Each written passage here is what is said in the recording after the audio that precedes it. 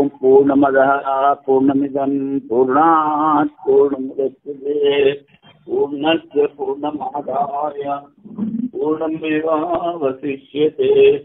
ఓం శాంతి శాంతి శాంతిః. శంకరం శంకరాచార్యం కేశవం బాదరాయణం సూత్రభాష్యకృతౌ వందే భగవంతౌ పునః పునః. ఈశ్వరో గురురాత్మేతి మూర్తిభేద విభాగినే వ్యోమవద్వ్యాప్తదేహాయ దక్షిణామూర్తయే నమః. ఓం శాంతి శాంతి శాంతి. నిన్నను మనోధికరణం చెప్పాము. అది పూర్వపక్షి అంటాడు, ఇక్కడ మనస్సు లీనమవుతుందా మన ప్రాణే అన్నప్పుడు, లేకపోతే మనస్సు యొక్క కార్యం వాణి లీనమవుతుందా అని అడిగాడు. అప్పుడు సిద్ధాంతి మనస్సు లీనమవ్వదు, మనస్సుకి ప్రాణం ఉపాదాన కారణం కాదు, అందుకని మనో వ్యాపారము లీనమవుతుందని చెప్పారు. ఇప్పుడు సూత్రం తన్మనః ప్రాణే ఉత్తరాత్. తన్మనః ఆ మనస్సు ప్రాణే ప్రాణములో ఉత్తరాత్ అన్నాడు. ఉత్తరాత్ అంటే ఇక్కడ అలాగా శృతి కూడా ఉంది అంటాడు. ఇది సూత్రార్థం. సంపూర్ణ ఇంద్రియ కార్యములకు లయాధారమైన మనోకార్యములు మాత్రమే ప్రాణంలో లీనమవుతుంది. మనస్సు లీనం కాదు, మనస్సు యొక్క కార్యం స్వరూపంతో లీనం కాదు. మనసు ఉంటుంది, దాని పని ఉండదు. మనసు ప్రాణంలోనే ముందు శృతి కలదు. ఉత్తరా సంశయం మన ప్రాణేన శృతి వలన మనసు యొక్క స్వరూపం ప్రాణంలో లీనమవునా, లేక మనో వ్యాపారం మాత్రమే లీనమవునా? పూర్వపక్షి మనస్సే లీనమని అంటాడు. ఇప్పుడు మనః ప్రాణే అన్నప్పుడు ప్రాణంలో మనస్సు అనే అర్థం వస్తుంది. అందుకని పూర్వపక్షి మనస్సు లీనమవుతుంది అంటాడు. అప్పుడు సిద్ధాంతం అంటాడు, కాదు, మనస్సులాగే ఉంటుంది. మనస్సు యొక్క కార్యం ఏదైతే ఉందో ఇంద్రియాల నుంచి గ్రహించేవి, ఆ కార్యాలు మాత్రం దాంట్లో లీనమవుతాయి అంటాడు. ఇదిని చెప్తున్నాడు. సంపూర్ణ ఇంద్రియ కార్యములకు లయాధారమైన మనసు తన కార్యం ద్వారానే ప్రాణంలో లీనమును. కార్యం మనసు ప్రాణంలోని ముందు శృతి కలదు. నిద్రించాలనుకున్న వ్యక్తికి, చావుకు దగ్గరగా ఉన్న వ్యక్తికి ప్రాణ వ్యాపారమునను మనో వ్యాపారం లయమవుతూ చూడబడుతున్నది. ప్రాణం కలుగుతూ ఉంటుంది, మనసు పనిచేయదు. మనసుకి ప్రకృతి ప్రాణం కాదు. ప్రకృతి అంటే ఉపాదాన కారణం. ధర్మములకు లేక వ్యాపారం గలవానికి అభేదోపచారం వలన శబ్దం యొక్క ఉత్పత్తి అవును. ఇప్పుడు వ్యాపారం గలవానికి మనస్సుకి వ్యాపారం. ఇది మనః ప్రాణి అన్నప్పుడు మనస్సు అది వ్యాపారం కలది. మనస్సు అది దానికి వ్యాపారం ఏమిటి? ఇంద్రియాల నుంచి అంతే గ్రహించేటువంటి వ్యాపారం. వ్యాపారం గలది మనస్సు, వ్యాపారం వేరు, వ్యాపారం కలిసి వేరు అని కాదు బాబు. ఇక్కడ వ్యాపారం కానీ మనస్సు యొక్క వ్యాపారము అభిన్నం చేసి ఇక్కడ మనశబ్దాన్ని ఉపయోగించారు అంటాడు. జలము పృథివీల కార్యం మనస్సు కాన, దీనితో కార్యకారణభావం స్వీకరించుడు యుక్తమే కదా అని. జలము పృథివీ వీటిలో కార్యకారణం ఉంది అంటాడు పూర్వపక్షి. అది సరికాదు. పరంపరగా కార్యకారణ భావం ఉన్నను ప్రాణములో మనస్సు యొక్క విలయం అసంగతము. ఇప్పుడు నిన్నను కూడా చెప్తాం ఏమిటి? ప్రాణము మనస్సు యొక్క ఉపాదాన కారణము అపంచీకృత పంచమహాభూతాల సత్వాంశం. ప్రాణం యొక్క ఉపాదాన కారణము అపంచీకృత పంచమహాభూతాల రజోంశం. అందుకని రెండింటికి ఉపాదాన కారణం వేరు కనుక ప్రాణములలో మనసు యొక్క విలయము అసంగతము అన్నాడు. ఎందుకని? కారణములో కార్యం లీనమవుతుంది, కానీ ఈ కార్యానికి అది కారణం కాదు. అంటే మనస్సుకి ప్రాణము కారణము కాదు. దానికి కారణం వేరు, దీని కారణం వేరు. అందుకని పరంపరగా కార్యము కారణంలో లీనములను స్వీకరించినచో సరే, పరంపరగా ఒకదాని తర్వాత ఒకటయి మళ్ళీ కారణం అవుతుందని నువ్వు ఒప్పుకుంటే మంచు వడగళ్ళు కొండలో లయము ప్రసంగం వస్తుంది. మంచు ఏమిటి? నీలకారం. కొండ ఏమిటి? మట్టి కారం. ఇప్పుడు పరంపరగా నువ్వు ఈ మనస్సుకి ప్రాణానికి కార్యకారణం భావన చెప్పినట్లయితే, అలాగే పరంపరగా నీళ్ళకి పృథివీకి కార్యకారణ భావం ఉంది కనుక స్థూలంలో మంచు వడగళ్ళు కుండలో లీనం అయిపోవాలి. అలాగే ఉంటాయి, లీనం కావు. నీళ్ళు అవుతాయి అంతేగాని లయం కావు. ఇది అనుభవ విరుద్ధము. అలాగే మనస్సు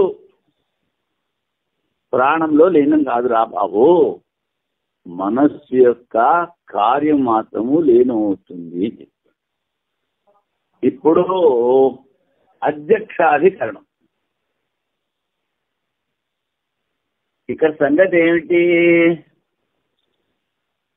వాడక్కడ శృతి చెప్పాడు, మనస్సు ప్రాణంలో ప్రాణము తేజస్సులో తేజస్సు పరమాత్మలో అని శృతి చెప్పాడు.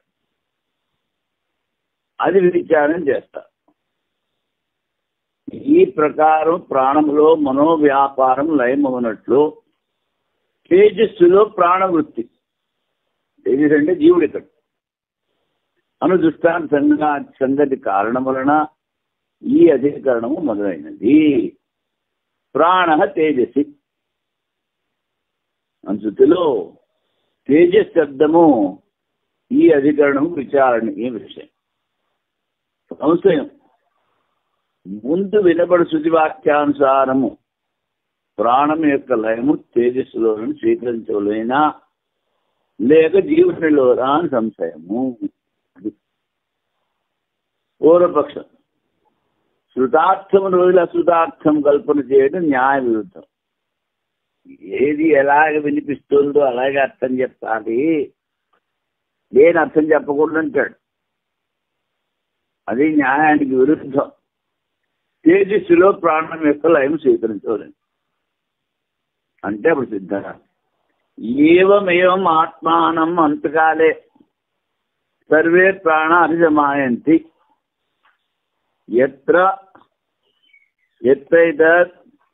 ఊర్ధ్వోచ్ఛ్వాసి భవతి. మనం వింటాం, ఎక్కిళ్ళు వస్తున్నాయంటాం. దాని స్థితిలో ఏమిటంటాడు, ఊర్ధ ఉచ్ఛ్వాసి అంటాడు. అంటే ప్రాణం పైకి పోతుంది, మళ్ళీ లోపలికి పోదు. అది ఈ జీవుడు నిర్గమించుటకు ఎప్పుడు ప్రయత్నించునో అప్పుడు మృత్యుడు రాజుగడకు చేరినట్లా సర్వేంద్రియములు ముఖ్య ప్రాణము కూడా అతని వద్దకు చేరును. ఇంద్రియాలు ప్రాణం. ఈ శృతిని అనుసరించి అధ్యక్షుడైన జీవునిలో ప్రాణం ఎక్కగలము, స్వీకరించగలేము. జీవునితో పాటు ప్రాణము తేజస్సు మనోభూతంలో లేనవును. ముందు ప్రాణము జీవునితో పాటు తాదాత్మ్య భావం పొందును. పోయేటప్పుడు జీవుడంటే అధిష్టానం, చైతన్యం అంతా అన్ని చోట్ల ఉంది. కర్మల ద్వారా మనస్సు ఏర్పడుతుంది. ఆ మనస్సులో ఈ చైతన్యం ప్రతిబింబిస్తుంది. ఆ ప్రతిబింబాన్ని జీవుడు అన్నారు.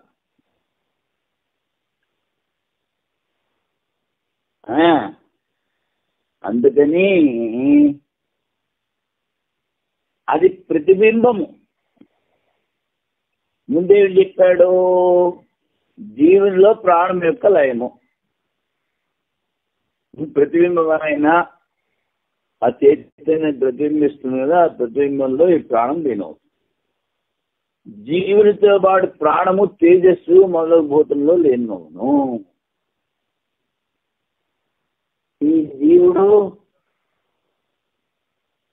ఆ బింబ రూపంలో ఉన్న చైతన్యంతో ఒకటవుతాడు. కనుక ముందు ప్రాణం దీనితో పాటు తాదాత్మ్య భావన పొందును. పోయేటప్పుడు ముందు ఇంద్రియాలు మనస్సులో, మనస్సు ప్రాణంలో అంటే ఇంద్రియ వ్యాపారం, మనో వ్యాపారం, ప్రాణ వ్యాపారం ఆ జీవనంలో లీనమవుతుంది. ఇప్పుడు ఆ జీవుడు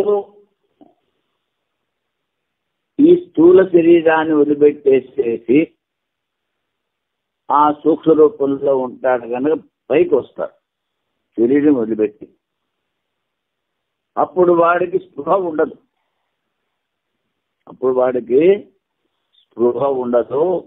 వాడు ఎక్కడికి వెళ్ళాలో అక్కడ ఆ అధిష్టాన దేవతలు వాడిని తీసుకుపోతారు. అది అందుకని ఇప్పుడు వైయాసక న్యాయమా అసోద్భూతేషు జీవేవాలయో భూతేషు దత్సుతే స ప్రాణస్తేజసీత్యాహ నతు జీవే ఇది క్వచిత్. అసు ప్రాణనే, అసు అంటే ప్రాణాలు అని. అసో భూతేషు జీవేవాలయో, ఈ ప్రాణం భూతాల్లో లయమవుతుందా, జీవుల్లో లయమవుతుందా అంటే ఆ సంశయం. పూర్వపక్షం ఏమిటంటాడు, భూతేజు తత్సుతే, భూతాల్లోనే లీనమవుతుంది ప్రాణము. ఎందుకని తేజస్సి అన్నాడు, ప్రాణ తేజస్సి అని చుట్టూ ఉంది.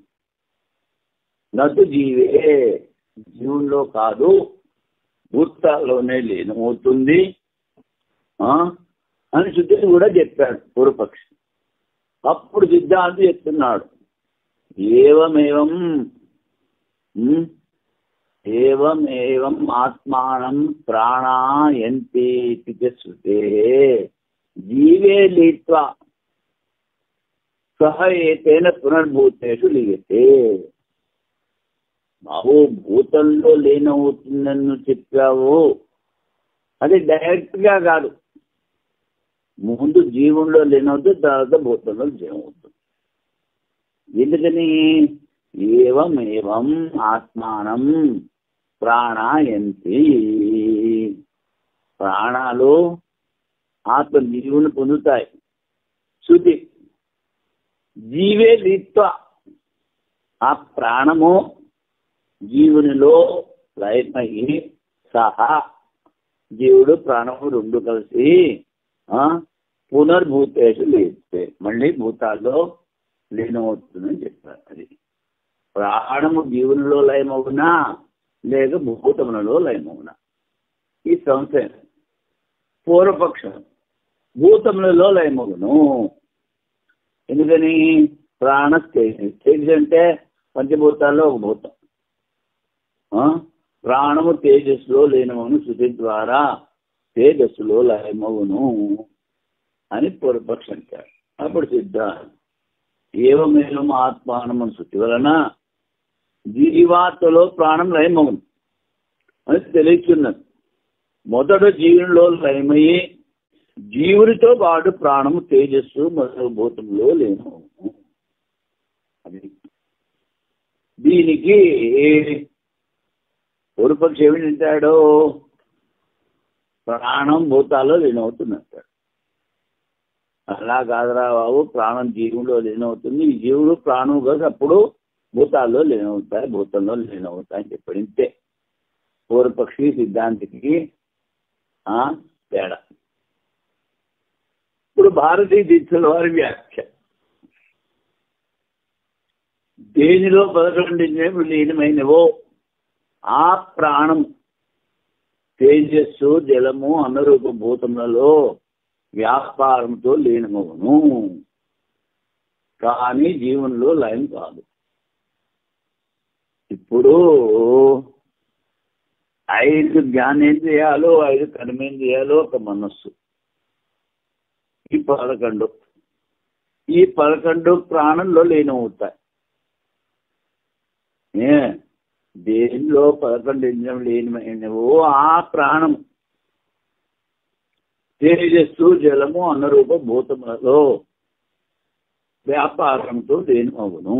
పూర్వపక్షం అన్నమాట.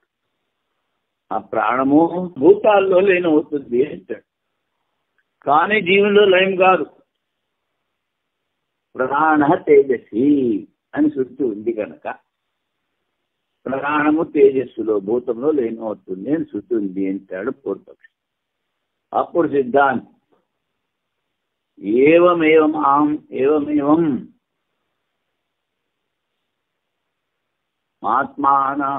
ఆత్మానం అంతకాలే సర్వే ప్రాణ అభిసయాంతి అభిసమాయంతి యత్ ఊర్ధ్వోచ్ఛ్వాసి భవతి. ఆ జీవుడు నిర్గమించడు ఎప్పుడు ప్రయత్నించునో మృత్యులు రాజుగడకు చేరినట్లా సర్వేంద్రియములు ముఖ్య ప్రాణము కూడా అతని వద్దకు చేరును. మరి ఏమిటన్నాడు? ఈ ప్రాణము భూతాల్లో లయమవుతుంది అన్నాడు. సిద్ధాంతం ఏమిటంటాడు? అలా కాదురా బాబు, ఈ ప్రాణం జీవుడు లయమవుతుంది అని చెప్తాడు. అంతే తేడా. సర్వేంద్రియంలో ముఖ్య ప్రాణం కూడా అతని వద్దకు చేరు. జీవునిలో ప్రాణం యొక్క లయము చూపించుచున్నది. పోవుచున్న రాజు మృత్యులు ఏ విధముగా పోదురు అని శృతి. ప్రాణ తేజస్వి అని శృతికి విరోధము కలుగును కదా అంటాడు.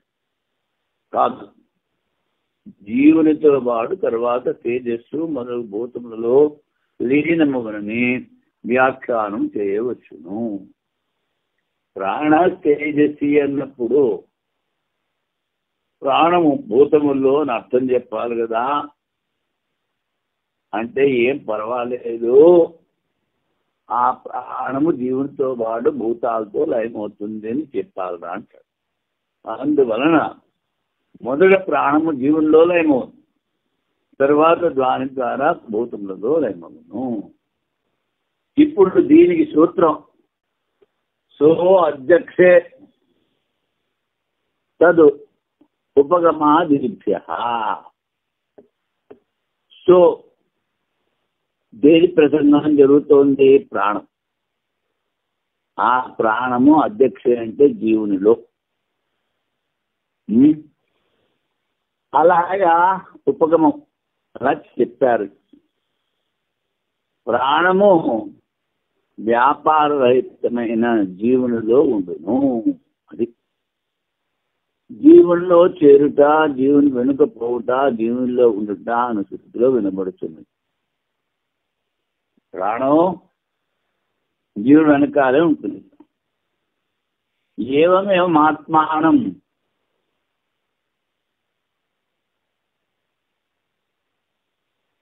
ఆత్మానం అంతగానే సర్వే ప్రాణ అభిసమాయంతి.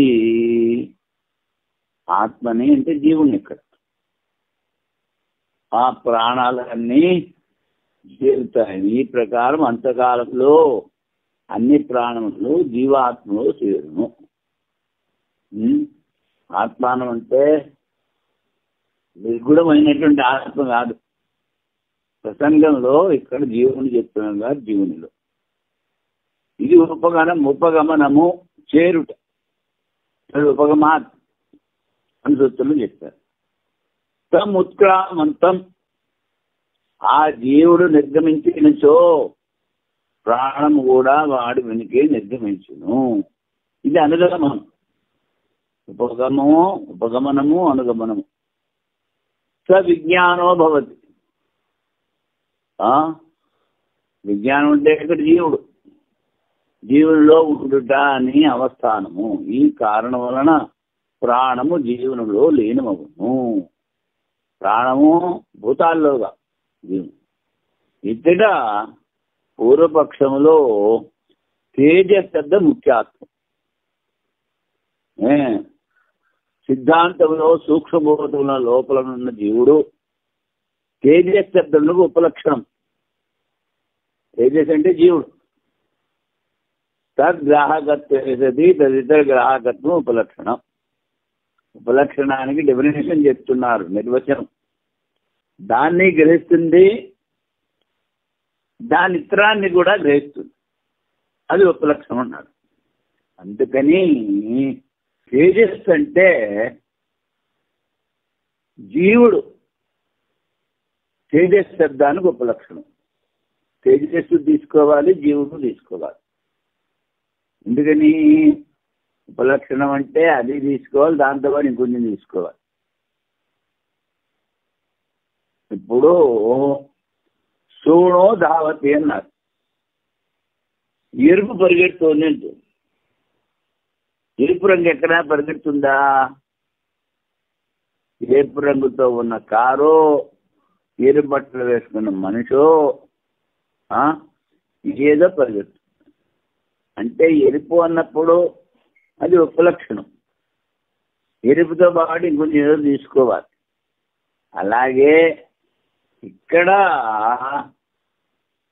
జీవుడు అన్నప్పుడు తేజస్ శబ్దమునకు జీవుడు ఉపలక్షణము. తేజస్సు తీసుకోవాలి, జీవుడు తీసుకోవాలి. ప్రాణము తేజస్సులో లేనివను. ఈ ముందర వాక్యంలో వినబడినట్లు ప్రాణము తేజస్సులో లేనివని స్వీకరించవలనా లేక జీవనిలోనా? మళ్ళీ అదే. అప్పుడు పూర్వపక్షం శృతార్థం అశృతార్థం కల్పన చేయడం అసంగతమోటి వలన తేజస్సులో లేనివనని స్వీకరించవాలి. ప్రాణము తేజస్సులో డైరెక్ట్గా లీనమైపోతుంది అంటారు సిద్ధాంతం. ఏవమేవం ఆత్మానం అంతకాలే సర్వే ప్రాణ అభిసమాయంతి.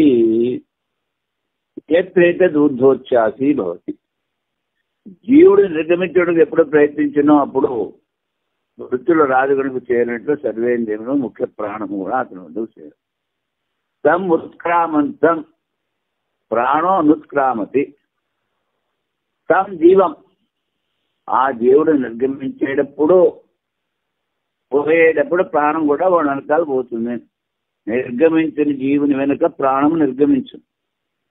సవిజ్ఞానో భవతి. ప్రాణం ఎక్కడ ఉంటుంది? ఆ జీవితో ఉంటుంది. ఇతట లోపల విజ్ఞానం గల విజ్ఞానం అయితే నేనెత్తి విజ్ఞానం తెలుసుకుంటాడు. దీనికే పదార్థములు తెలియను గాని విజ్ఞానము జీవుడు. జీవునిలో పూర్తిగా ఇంద్రియముల సముదాయంతో పాటు ప్రాణం ఉండునని స్వీకరించబడినది. ఇప్పుడు జీవుడు పోతున్నాడు అన్నావు. ఇప్పుడు జీవుడు పోతున్నాడు అంటే ఆ జీవుల్లో ఇంద్రియాలు ఉన్నాయి. ఇంద్రియాలన్నీ 11 చెప్పాలి, 10 చెప్పకూడదు. జ్ఞానేంద్రియాలు, కర్మేంద్రియాలు, మనస్సు, ప్రాణం, ఇవన్నీ కలిపి సూక్ష్మ శరీరం అన్నమాట. అందుకని ఆ సూక్ష్మ శరీరం ఉన్నవాడు జీవుడు. జీవుడిని ఎందుకన్నారు? చైతన్యం అన్ని చోట్ల ఉన్నా ఆ మనస్సులో ఆ చైతన్యం ప్రతిబింబిస్తుంది. ఆ ప్రతిబింబాన్ని అజ్ఞాని నేనంటాడు. జ్ఞాని ఆ ప్రతిబింబాన్ని వదిలిపెట్టేసేసి బింబ రూపంలో ఉన్న చైతన్యం నేనంటాడు. ఇంతే తేడా. అందుకని ఇక్కడ ఇంద్రియాలు, ప్రాణము, మనస్సు అన్ని కలిపి జీవుల్లో ఉంటాయి. చెప్పిన సిద్ధార్థ పరిత్యా ప్రసంగం వచ్చాయని అర్థం సరికాదు. చెప్పిన అర్థం వదిలిపెట్టేశావంటే అలా అది సరికాదంటాడు. ఉత్క్రమణాది వ్యవహారములో జీవుడే ప్రధాన అధ్యక్షుడు. ఇప్పుడు జీవుడు ఎందుకని ఆ మనస్సులో సంస్కారాలు ఉన్నాయి, వాడు కర్మలు చేశాడు. ఆ కర్మల ఫలితాన్ని అనుభవించడానికి స్వర్గమో బ్రహ్మలోకమో ఎక్కడికో పోతాడు. అందుకని పోయేవాడు ఎవడు? జీవుడు. వాడు ముఖ్య అధ్యక్షుడు. అన్య శృతుల్లో ప్రాణాదుల లయములకు ఆధారం జీవుడే అని ప్రతీతం అవుతున్నది. అది ప్రాణ తేజస్సి, ప్రాణం తేజస్సులో ఉన్న శుద్ధి. మరి ఎందుకు చెప్పేది అంటాడు వీడు. నువ్వు ప్రాణజీవి అని చెప్పు, మరి ప్రాణ తేజస్సి ఎందుకు చెప్పారంటాడు. అప్పుడు దానికి మళ్ళీ సూత్రం చెప్తున్నారు. భూతేషు సత్సుతే తేజ సహితములైన దేహ ఆరంభక 5 భూతములలో ఉన్న జీవునిలో ప్రాణ వ్యాపారం లయమవును. తేజస్సుతో పాటు, తేజస్ అంటే సూక్ష్మభూతాలు ఏమిటి? అగ్ని. భూతాలు 5: పృథివీ, జలము, అగ్ని, వాయువు, ఆకాశం. ఈ 5 భూతాల సూక్ష్మాంశాలు అంటే సూక్ష్మభూతాలతో చేయబడినటువంటి సూక్ష్మ శరీరము. అందుకని దేహారంభకం 5 భూతంలో ఉన్న జీవంలో ప్రాణ వ్యాపారం లయం వస్తున్నది. దేహం, ఈ దేహాన్ని వదిలిపెట్టి ఇంకో దేహాన్ని పట్టుకోవాలి. ఆ దేహంలో ఈ 5 భూతాల్లో ఉన్నాయన్నాడు. ముందు ఒకసారి అయింది బ్రహ్మచధికరణము అని. అయ్యా భూతాలు అన్ని చోట్ల దొరుకుతాయి,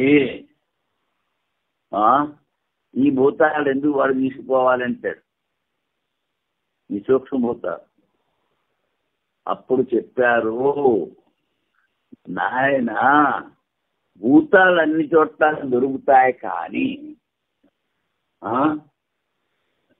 ఇది ఆ సంస్కారాలున్నటువంటి సూక్ష్మ శరీరం. అవి అన్ని చోట్ల దొరకవు. ఈ స్పెషల్ అన్నమాట ఆ దేవుడికి, ప్రతివాడికి. ఇప్పుడు నిమ్మకాయ గింజ ఉంది, అది వేసి నువ్వు మామిడి చెట్టు కావాలంటే వస్తుందా? రాదు. భూమి ఒకటే, నీళ్ళు ఒకటే, ఎరువు ఒకటే, సూర్యుడు ఒకటే, అన్నీ ఒకటే. కానీ ఎక్కడ తేడా వస్తుంది? ఆ విత్తనంలో తేడా వస్తుంది. అలాగే ఇక్కడ ప్రతి జీవుడికి భూత సూక్ష్మాలు వేరు. ఆ భూత సూక్ష్మాలు ఉంటేనే వాటితో పాటు వాడు స్వర్గం బ్రహ్మలోకం ఇంద్రలోకం పోయి అక్కడ ఆ సుఖాలు అనుభవిస్తాడు. అందుకని దేహారంభక భూత సూక్ష్మములు ఉంటారు. దేహారంభక 5 భూతములు ఉన్న జీవుల్లో ప్రాణ వ్యాపారం లయమగును. అది భూతేషు తత్సుతే. వాడు అడిగింది ఏమిటి? ప్రాణ తేజస్వి అన్నావు, ఎందుకన్నావు అంటాడు. అప్పుడు ఈ జీవుడు ప్రాణంలో ఏమవుతుందని నువ్వు అన్నావు. అప్పుడు దాని అర్థం ఇక్కడ చెప్తున్నాడు. ఏమిటి? జీవుడు మళ్ళీ ఇంకో చోట పుట్టాలి. అందుకని దేహాన్ని ఆరంభించేటువంటి 5 భూతాల్లో ఉన్నటువంటి జీవుడు అది తేజస్సు, అందులో ప్రాణము. అది ఇక్కడ చెప్పాడు. దేహారంభక 5 భూతంలో ఉన్న జీవుల్లో ప్రాణ వ్యాపారం లయమని చెప్పుతున్నది ప్రాణ తేజస్వి. నువ్వు ఊరికినే పైన అర్థం చెప్పుకుంటే సరిపోదు. ఇప్పుడు బ్రహ్మసూత్రాలు ఉన్నారు, సూత్రాలు 555 1 గంటలో చదివేస్తే నీకు అంతా అర్థమైపోతుందా? గుండు సున్నా వస్తుంది. అప్పుడు ఏం చేయాలి? ఆ సూత్రాలకు అర్థం భాష్యకారులు రాశారు కనుక దాని ప్రకారం చదివితే ఆ సూత్రాలకు అర్థం. సూత్రాలు మరి ఎందుకు రాశారు అంటే, ఒకసారి నువ్వు పూర్తిగా భాష్యం చదివిన తర్వాత అది నీకు గుర్తుంటే అప్పుడు ఆ సూత్రం చెప్పగానే దాని అర్థం విపులంగా చెప్పగలవు. ఇప్పుడు వ్యాకరణంలో ఇంకో ఎణచి అన్నాడు, అది సూత్రం. నీకు ఇక్కంటే తెలియదు, ఎండంటే తెలియదు, అచ్చంటే తెలియదు, ఏం చెప్తావు అర్థం? అందుకని ఆ సూత్రానికి అర్థం తెలిస్తే కానీ నువ్వు అర్థాన్ని అర్థం చేసుకోలేవు. అందుకని ఊరికి నేను పైన ప్రాణ తేజస్సు అని చెప్పారు కదా అని చిన్నగా అర్థం చెప్పేస్తే అది సరిపోదు. దానికి సక్రమంగా వ్యాఖ్యానం చేయాలి. తేజస్సు ఉన్నప్పుడు సూక్ష్మభూతాలు అపంచీకృత పంచమహాభూతాలతో ఉన్నటువంటి జీవుడు వాడు తేజస్సు. అందులో ఈ ప్రాణం లేనవుతుంది. అందుకని భూతేషు, భూతాలంటే ఏమిటి? ఇక్కడ అపంచీకృత పంచమహాభూతాలు జీవుడు మళ్ళీ పుట్టడానికి కావలసినటువంటి భూతాలు. అది పూర్వ సూత్రంలో చెప్పిన సాను శబ్దముకు అనుమతి వచ్చింది. సా శబ్దము చేసి సూత్రం అర్థం చెప్తాను. ఈ జీవుడు ప్రాణ వ్యాపారముగా ఆధార రూపంగా దేహాంతరం ఆరంభించు తేజస్ సైతమైన సంపూర్ణ భూత సూక్ష్మలతో ఉండును. ప్రాణ వ్యాపారం ఉంది, దేంతో ఉంటుంది? సంపూర్ణ భూత సూక్ష్మాలతో ఉంటుంది. తేజస్సుతో ఉపలక్షణమైన జీవునిలో ఇప్పుడు ఈ తేజస్ అంటే ఏమిటి? అది జీవుడు. ఎందుకంటే ఉపలక్షణం ఏమిటిదా? అందులో అపరిచిత ప్రతి మహాభూతాలు సూక్ష్మాంశంలో ఉన్నాయి అనే భూతాలు. ఆ భూతాల కలయికే ఈ జీవుడు. అందుకని ప్రాణవృత్తి లయం వినబడుతున్నది. ఆ తేజస్వరూపమైన పంచభూతాలతో ఉన్నటువంటి జీవుల్లో ఈ ప్రకారం జీవుని ప్రాప్తి కొరకు వాను ఉపాధిభూతమైన తేజస్విక ప్రాప్తి ప్రాణమునకు స్వతసిద్ధము అన్నది. ఇప్పుడు జీవుడు ఇంకో జన్మ ఎత్తారు. అందుకని తేజస్సు యొక్క ప్రాప్తి పంచభూతాలు వాటితో పాటు ప్రాణం కూడా ఉంటుంది.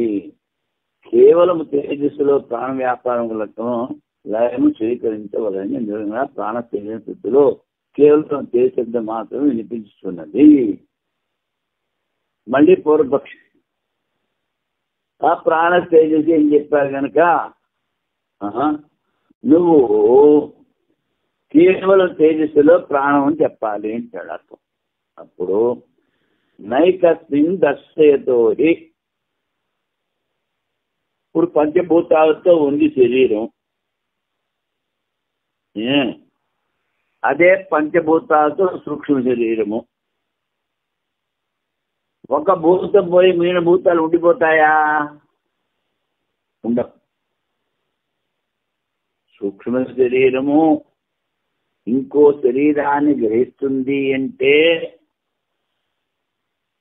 మొత్తం సూక్ష్మ శరీరం పోవాలి.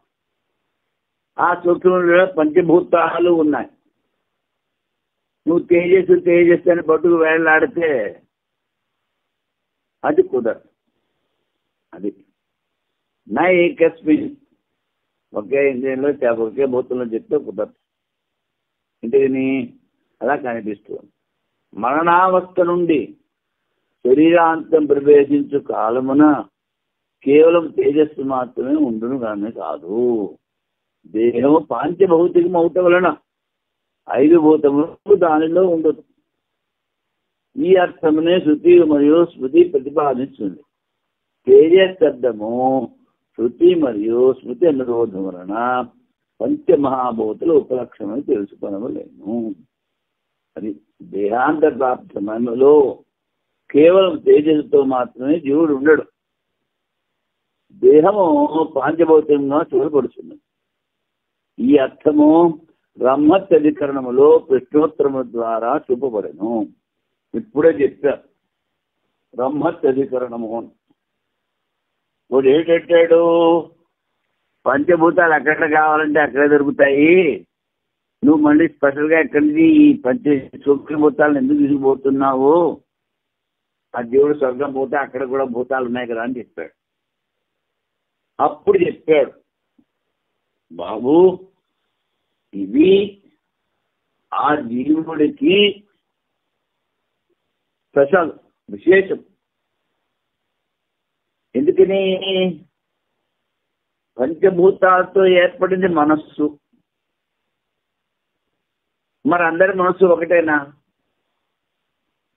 ఆ మనస్సులో కర్మల ద్వారా సంస్కారాలు వేరువేరుగా ఉంటాయి.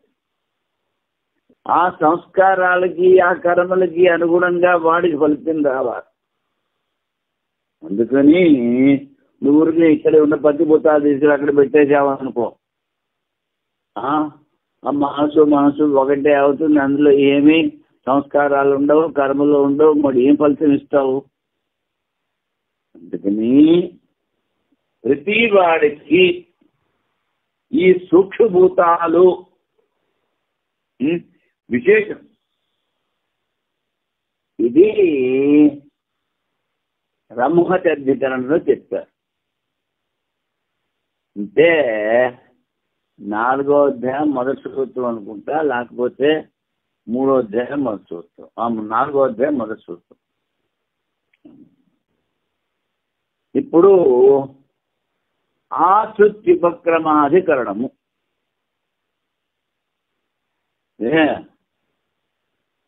ఉత్క్రాంతిని ఆధారం గావించుకుని మరికొన్ని విషయం. ఆశృతి ఉత్క్రాంతి అంటే ఆ జీవుడు ఈ శరీరం వదిలిపెట్టేసేసి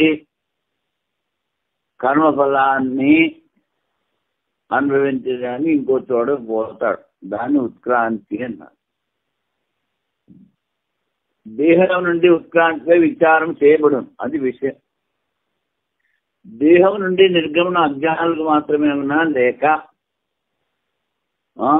దహరాది సగుణ బ్రహ్మోపాసనలు కూడా అవునా? దేహం నుండి బయటికి రావాలి ఆ సూక్ష్మ శరీరం. అది అజ్ఞానికి జ్ఞానికి ఇద్దరికి అవుతుందా? కేవలం లేకపోతే అజ్ఞానికి అని అంటే ఏంటి? వాడి లెక్క ప్రకారం అజ్ఞాని శరీరం ఎప్పుడు ఉండాలి, ఉంటుందా? ఉండదు. అంటే ఏమిటి అర్థం? జ్ఞాని కానీ అజ్ఞాని కానీ స్థూల శరీరం నుంచి సూక్ష్మ శరీరం బయటికి వస్తుంది. అజ్ఞానికి ఆ సూక్ష్మ శరీరం అలాగే విభిన్న లోకాలకు పోతుంది. పాపం చేస్తే నరకాన్ని పోతుంది, పుణ్యం చేస్తే స్వర్గాన్ని పోతుంది. ఇలాగే జ్ఞానికి శరీరం నుంచి బయటకు వస్తుంది సూక్ష్మ శరీరం, కానీ ఆ సూక్ష్మ శరీరము ఏ ఏ భూతాలతో సూక్ష్మభూతాలతో ఏర్పడిందో ఆయా కారణాల్లో లీనమైపోతుంది. అందుకని జ్ఞాని ఎక్కడికి పోడు రాడు అని చెప్తాడు, వాడికి మళ్ళీ జన్మ లేదు అని చెప్తాడు. ఎందుకని? సూక్ష్మభూతాలతో చేయబడినటువంటి సూక్ష్మ శరీరము కారణములైన ఆయా సూక్ష్మభూతాల్లో లీనమైపోతుంది. అది అందుకని వీడు మళ్ళీ అడుగుతున్నాడు, మోక్షము మరియు సంసార రూపమైన ఫలం విరుద్ధమవుట వలన నిర్గణము తుల్యము కాదు అంటాడు. ఒకరికేమో మోక్షం చెప్పావు, ఇంకోళ్ళకేమో అజ్ఞానికి సంసారం ఉన్నావు. ఇద్దరికి ఫలితం వేరు. అందుకని ఇద్దరు ఒకటేసారి ఒకటేలాగా శరీరం నుంచి బయటకు వస్తారు అన్నది సరికాదు అంటాడు. అది పూర్వపక్షం సిద్ధాంతం. దేవయాన మార్గం ప్రారంభములకు ముందు అజ్ఞాని మరియు జ్ఞానికి నిర్గమనం సమానము, ఇద్దరు ఒకటేలాగా బయటకు వస్తారు బాబు అంటాడు. జ్ఞానయజ్ఞోత్క్రాంతి అసమా సమావా నైతా సమ మోక్ష సంసార రూపస్య ఫలస్య విషమత్వతః. జ్ఞాని అజ్ఞాని వీళ్ళిద్దరికీ శరీరం నుంచి బయటకు వచ్చేది సమానం కాదా అంటే పూర్వపక్షి అంటాడు నైతా సమ, ఫలం భిన్నం గనక ఇద్దరికి ఉత్క్రాంతి వేరు అంటాడు. ఎందుకని? జ్ఞానికి మోక్షము, అజ్ఞానికి సంసారము, ఈ ఫలితం వేరుగా ఉంది కనుక అంటాడు. ఆశ్రుతిపక్రమం జన్మ వర్తమానం అత సమా పశ్చాత్తు ఫల వైషమ్యాద్ అసమోత్క్రాంతి ఏతయోః. ఆ శృతి అంటే మార్గం, ఆ సమంతా శృతి మార్గము మొదలయ్యేంత వరకు. ఇప్పుడు ఆ జీవుడు కర్మలు చేశాడు, వాడు ఉత్తరాయణ మార్గం ద్వారా పోతాడా, దక్షిణాయన మార్గం ద్వారా పోతాడా, లేకపోతే వాడు మోక్షం పొందుతాడా, లేకపోతే నరకానికి పోతాడు. ఇది మార్గం మొదలయ్యేంత వరకు కర్మల ఫలితానుసారము ఉత్క్రాంతి ఒకటే అని చెప్పారు. ఆశ్రుతి వక్రమం జన్మ వర్తమానం అత సమా. మార్గం మొదలైనంత వరకు ఇద్దరికి ఒకటే. పశ్చాత్తు ఫల వైషమ్యం, తర్వాత ఫలం విపరీతం అవుతుంది. అజ్ఞాని సంసారంలో తిరుగుతూ ఉంటాడు, అది ఉత్తరాయణ మార్గం కానీ దక్షిణాయన మార్గం కానీ నరకం కానీ పురుగులు కుక్క నరక ఏదైనా కానీ. ఎందుకని? ఫలితం వేరుగా ఉంది. అసమోత్క్రాంతి స్థితయో, అందుకని ఫలితం తర్వాత వేరుగా ఉంటుంది, కానీ శరీరం నుంచి బయటకు వచ్చేది ఇద్దరికి ఒకటే. మార్గం మొదలయ్యే ముందు వాడికి వీడికి తేడా, జ్ఞానికి అజ్ఞానికి. అది చెప్పారు. జ్ఞానికి మరియు అజ్ఞానికి నిర్గమనం సమానమా కాదా అని సంశయం. పూర్వపక్షి మోక్షము మరియు సంసారూప ఫలము వేరువేరుగా ఉండటం వలన సమానము కాదు అంటాడు. ఏంటి పూర్వపక్షి? మార్గము మొదలగు వరకు అనిన అచ్చిరాది మార్గం వెలుగు ఉత్తరాయణం ప్రాప్తి వరకు వర్తమాన జన్మము, అటు నుండి నిర్గమము లేక ఉత్క్రాంతి సమానం. తరువాత ఫలం విరోధం అవటం వల్ల వారి నిర్గమనం విరుద్ధమవును. ఇప్పుడు వాడు అడిగింది సగుణ బ్రహ్మ ఉపాసకుడు. సగుణ బ్రహ్మ ఉపాసకుడు ఉత్తరాయణ మార్గం ద్వారా పోతాడు. అందుకని వాడు ఏమిటన్నాడు? మార్గం మొదలగు వరకు. అచ్చిరాయణ మార్గం అంటే ఉత్తరాయణ మార్గం. అంతవరకు ఇద్దరికి సమానమే. ఆ తర్వాత ఫలితం వేరవడం వల్ల వేరువేరుగా పోతారు. దీనికి భారతీయ దేశుల వారి వ్యాఖ్య. ఉత్క్రమణము అన్నాం అంటే శరీరం నుంచి బయటకు వచ్చి ఆయా మార్గాల్లో పోవడం. ఇక్కడ ఏమిటంటున్నారు? పూర్వపక్షి అంటాడు నిర్గుణ బ్రహ్మజ్ఞానికి నిర్గణమే లేదు. నిర్గుణ బ్రహ్మజ్ఞానికి ఎక్కడికి పోవడం రావడం లేదు. సగుణ బ్రహ్మజ్ఞానికి నిర్గమనం కాదు. సగుణ బ్రహ్మజ్ఞాని ఉత్తరాయణ మార్గం ద్వారా బ్రహ్మలోకానికి పోతాడు. అంటే ఏమిటి? వాడు మార్గంలో ప్రయాణం చెయ్యాలి. అది అజ్ఞాన నిర్గమనము సమానము కాదు. ఇందులో కనుక బ్రహ్మరూప మోక్షము మరియు దానికన్నా భిన్నమైన సంసారం. సగుణ బ్రహ్మజ్ఞాని బ్రహ్మలోకం వెళ్ళి అక్కడి నుంచి మోక్షం పొందుతాడు. అందుకని అది బ్రహ్మరూప మోక్షం. అలా చేయని వాడు సంసారము. బ్రహ్మలోకం వెళ్తే సరే బ్రహ్మతో పాటు మోక్షం వస్తుంది. అలా కాని వాడు సంసారంలో తిరుగుతూ ఉంటాడు. అందుకని ఆ బ్రహ్మ భువనాల్లోక పునరావర్తిన దిన బ్రహ్మలోకం వరకు ఉన్న లోకాలన్నీ పునరావృత్తి. పుడుతూ ఉండడం, తెస్తూ ఉండడం, పోతూ ఉండడం, వస్తూ ఉండడం. అది ఉంది అన్న గీతలో కూడా. ఫలప్రాప్తికి ద్వారమైన నిర్గమనంలో వృద్ధం ఉండడం ఉచితమే. అప్పుడు సిద్ధాంతం సగుణ బ్రహ్మజ్ఞానికి మూర్ధన నాడి ప్రవేశం మరియు ఉత్తర మార్గం ద్వారా మార్గము మొదలగును. జ్ఞాన రహితులకు అన్య నాడి ప్రవేశం, అన్య మార్గం ద్వారా మార్గం మొదలు. ఇప్పుడు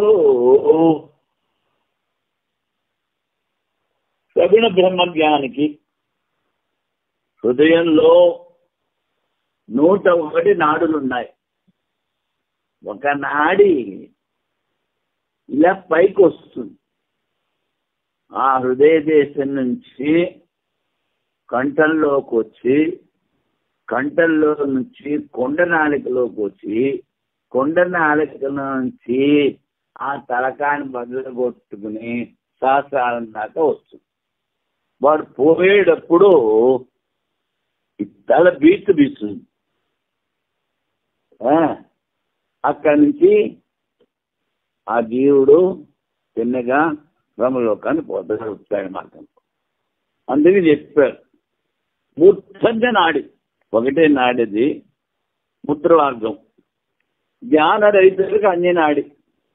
మిగిలిన ఇంకా 100 నాడులు ఉన్నాయి. కన్నులోంచి, ముక్కులోంచి, నోట్లోంచి, ఒకసారి కింద నుంచి అక్కడి నుంచే పోతాడు. అన్ని మార్గం ద్వారా మార్గం ఎంతవరకు మార్గం మొదలగు వరకు వర్తమానం. నీవు చెప్పినట్లు అసలు నుండి ఈ లోకంలోని సుఖదుఖముల వల్లే నిర్గమనము సమానము. తర్వాత ఫలం విరోధం. అందుకని జ్ఞాని కానీ అజ్ఞాని కానీ,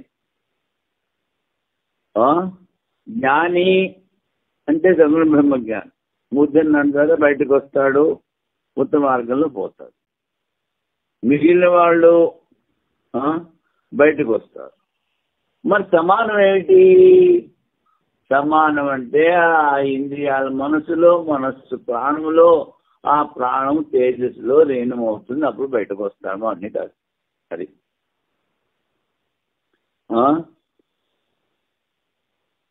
సమానాచ ఆశుచిపక్రమాత్ అమృతత్వం చానుపోష్య. మార్గం మొదలైనంత వరకు మార్గం సమానమే ఇద్దరికి, జ్ఞానికి అజ్ఞానికి. కానీ తర్వాత అమృతత్వం చానుపోష్య. అమృతత్వం అంటే బ్రహ్మలోక ప్రాప్తి. అక్కడి నుంచి మార్గం వేరవుతుంది. దేవయాన మార్గ నిర్గమనకు ముందు, దేవయాన మార్గం అంటే ఉత్తర మార్గం, ఉత్తరాయణ మార్గం. ఏ నిర్గమనము కలదో అది విద్వాంసులకు మరియు అవిద్వాంసులకు సమానం. ఇందులకు వాంగ్మనసి అని సామాన్య రూపంగా చెప్పడం. వాని మనస్సులో మనస్సు, ప్రాణంలో ప్రాణము, తేజస్సులో. ఇది జ్ఞానికి అజ్ఞానికి ఒకటి. అంతా కలిపి ఆ హృదయ దేశం దగ్గరికి వచ్చేస్తుంది. అది జీవుడు పంచభూతాలతో. వాడు సగుణ జ్ఞాని అయితే, సగుణ బ్రహ్మోపాసకుడు మూర్ధన నాడి ద్వారా ఉత్తరాయణ మార్గంలో ద్వారా బ్రహ్మలోకానికి పోతాడు. అక్కడ నుంచి ఆయా కర్మలు చేసిన వాళ్ళు ఆయా నాడుల ద్వారా మిగిలిన చోట్లకు పోతారు. అది మరి సగుణ విద్యలో అమృతత్వం యొక్క చూడడం ఎట్లు ఇచ్చిన సంగతమును. అమృతత్వం ఆపేక్షికం, అత్యంతం బాధ. ఇక్కడే ముక్తి పొందుతాడు అని కాదు. బ్రహ్మలోకానికి పోయి అక్కడ బ్రహ్మతో పాటు ఉండి వాడి జీవితాంతకాలం తర్వాత ముక్తి పొందుతాడు. దీనికి సమాధానంగా సూత్రంలో అమృతత్వం నుంచి ఆనుభూతం చెప్తారు. అవిద్యాది క్లేశ సమూహం వినాశం గావించకుండా చెప్పిన ఈ అమృతత్వము బ్రహ్మలోకంతో సంబంధం కలది, ముఖ్యము కాదు అని అపేక్షితము. ఈ అమృతత్వము ముఖ్యం కాదు అంటే ఇక్కడే మోక్షాన్ని పొందుతాడు అని కాదు. బ్రహ్మలోకం అండి, ఆ బ్రహ్మగారు ఉన్నట్టుగానే అక్కడ ఉండి ఆ తర్వాత మోక్షాన్ని పొందుతాడు. సంశయం. పూర్వపక్షంలో దహరా విద్యులు ఉపాసకులకు నిర్గమనము లేదు. దహర విద్య అంటే, దహరం అంటే ఆకాశం, ఆకాశంలో ఉన్న బ్రహ్మ. అది సిద్ధాంతం నిర్గమనం కలదు. ఫలములో విభేదము కలదు. అవిద్వాంసులకు మరియు దహర విద్యుల ఉపాసనలు నిర్గమనం కలదా లేదా అది సంశయం. అమృతత్వం విద్వాన్ అస్తుతే. ఈ సగుణ బ్రహ్మోపాసకులు అమృతత్వాన్ని పొందుతారు అని చెప్తారు. విద్వాంసులకు అమృతత్వము, అందుకని వాళ్ళకి నిర్గమనం లేదు అంటాడు ఎవడు? పూర్వపక్షి. అప్పుడు సిద్ధాంతం అన్నాడు, ఎక్కడ నుండి దేవయాన మార్గం మొదలగునో దానికి పూర్వము వాంగ్మనసము సంపద్యతే మనః ప్రాణే ప్రాణస్తేజసి. ఇదంతా సమానం. మొదలగు నిర్గమనము విద్వాంసులకు అవిద్వాంసులకు సమానమే కావలను. ఎందుకనగా చిత్తనిధిలో భేదం వినబడడం లేదు. ఎవరో బాగా అమృతత్వం ఎట్లు చెప్తుంది అంటాడు. అప్పుడు అయినా సూత్రంలో అమృతత్వం ఆనుపోష్య, అవిద్య క్లేశ సమూహం పూర్తిగా వినాశం గావించకుండా అపర విద్యా శక్తి వలన సగుణోపాసకులు చెప్పిన అమృతత్వము బ్రహ్మలోకంతో సంబంధం కలది, ముఖ్యము కాదు అనగా అపేక్షితము. అందువలన మార్గ ఉపక్రమము మరియు భూతముల ఆశ్రయం చెప్పుటకు ఆవశ్యకత లేదు. భూతముల ఆశ్రయం మార్గములతో ఉపక్రమము అంతా సమానం అంటాడు. భూతముల ఆశ్రయం అంటే ఆ భూతాలు వాడితే అలాగూ పోతాయి. పూర్ణముద పూర్ణమిదం పూర్ణాత్ పూర్ణముదచ్యతే పూర్ణస్య పూర్ణమాదాయ పూర్ణమేవావశిష్యతే. ఓం శాంతి శాంతి శాంతి. శంకరం శంకరాచార్యం కేశవం బాదరాయణం సూత్రభాష్యకృతౌ వందే భగవంతో పునః పునః. ఈశ్వరో గురురాత్మేతి మూర్తిభేద విభాగినే వ్యోమవద్వ్యాప్తదేహాయ దక్షిణామూర్తయే నమః. ఓం శాంతి శాంతి శాంతి. ఓం.